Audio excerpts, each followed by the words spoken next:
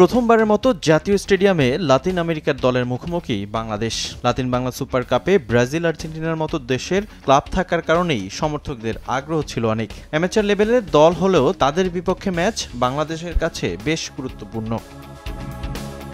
অনূর্ধ্ব-17 দলের বেশ কিছু ফুটবলারের সঙ্গে প্রবাসী ফুটবলারদের সংমিশ্রণে গঠন করা হয়েছে Bangladesh red green future star, যে দলে খেলেছেন জুন মাসে ট্রায়ালে আসা বিতোষক চাকমা, ক্যাসপার হকের মতো ফুটবলাররা। মাঠে অবশ্য নিজেদের প্রমাণও করেছেন তারা।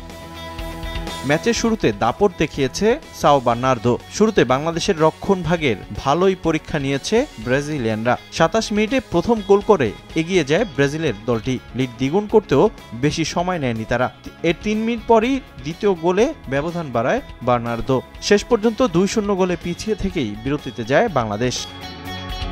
দ্বিতীয়ার্ধের শুরুতেই আরও এক গোলের সুযোগ পায় সেলেসাওরা। স্পট কিক থেকে গোল করে ম্যাচ বাংলাদেশের নাগালের বাইরে নিয়ে যায় বার্নার্দো। 65 মিনিটে নিজেদের চতুর্থ গোল করে বড় জয়ের আভাস দেয় ব্রাজিলিয়ানরা। ব্যবধান কমাতে চেষ্টা চালায় রেড গ্রিন ফিউচার স্টারের ফুটবলাররা। লড়াইয়ের চেষ্টা চালিয়েও অভিজ্ঞ ও শক্তিশালী প্রতিপক্ষের সামনে তেমন কোনো সম্ভাবনা জাগাতে পারেনি বাংলাদেশ। শেষ পর্যন্ত 4-0 গোলের ব্যবধানে হেরে মাঠ ছাড়ে লাল সবুজ। বাংলাদেশ হারলেও নিজেদের পারফরমেন্স নিয়ে সন্তুষ্ট রেড গ্রিন ফিউচার স্টারের ফুটবলাররা। ভালো অভিজ্ঞতা হয়েছে, ম্যাচ অনেক উপভোগ করেছি। দলে অনেক ভালো ফুটবলার রয়েছে। প্রথমবারের মতো আমরা একসাথে খেলেছি, তবে আরও ভালো কিছু করার আশা করছি। সামনের ম্যাচে ভালো ফলাফলের চেষ্টা থাকবে। ব্রাজিল আর্জেন্টিনার দল দেখেই তাদের নিয়ে বেশি আগ্রহ দেশের ফুটবল প্রেমীদের। মেসি নেইমারদের বিপক্ষে বাংলাদেশ খেলার সুযোগ না পেলেও ঘরের মাঠে অ্যামেচার দলের বিপক্ষে ম্যাচ উপভোগ করেছেন সমর্থকরা।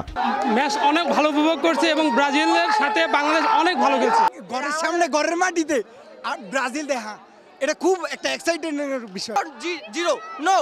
আমার কথা হচ্ছে আমরা ওদের কাছ থেকে ডেভেলপমেন্ট হতে হবে। ব্রাজিলের বিপক্ষে ম্যাচ হারলেও আর্জেন্টিনার ক্লাব অ্যাথলেটিকো চার্লোনের বিপক্ষে জয়ের প্রত্যাশা বাংলাদেশের। রিফাতুল ইসলাম মিরন, সময় সংবাদ, ঢাকা।